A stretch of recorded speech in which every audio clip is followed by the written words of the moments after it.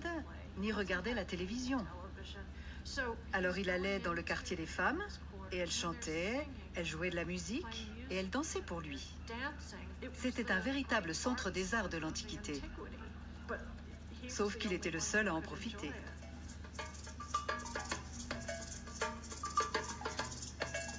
Il semble exister un lien étroit entre le harem et la musique. Dans la vallée des rois, les archéologues ont fait une autre découverte étonnante. Dans les tombes numéro 64 et numéro 40, on a retrouvé des lambeaux de cuir vert qui devaient se trouver sur des harpes. Ces harpes étaient en bois et on les décorait avec des morceaux de cuir. On voit des harpes comme ça dans les tombes de la 18e dynastie, entre les mains de jeunes musiciennes qui tiennent l'instrument sur leurs épaules ou devant elles.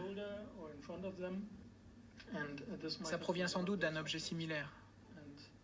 Ça correspond bien avec la présence de ces princesses ici.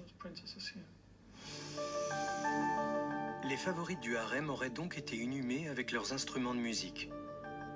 La tombe numéro KV40 de la vallée des rois est une première archéologique.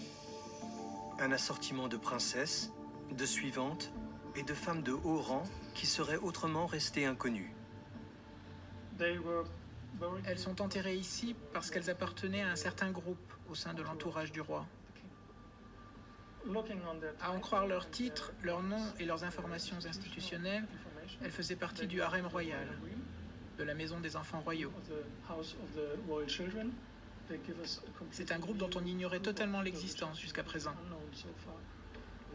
C'est toujours très excitant quand un nouveau champ de recherche s'ouvre à nous.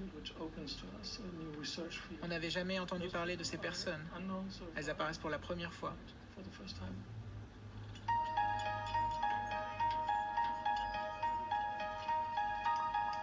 Sur le site du temple funéraire d'Amenhotep III, les archéologues reconstituent le socle d'un nouveau colosse à l'effigie du pharaon.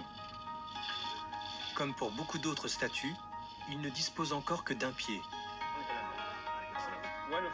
Le pied doit être parfaitement aligné avec ceux des statues voisines, comme c'était le cas autrefois.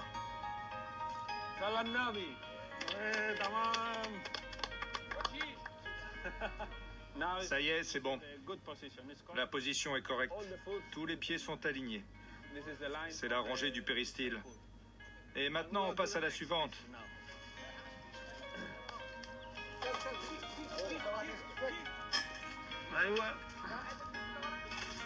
Ils ont aussi mis au jour de nouveaux morceaux de la statue voisine.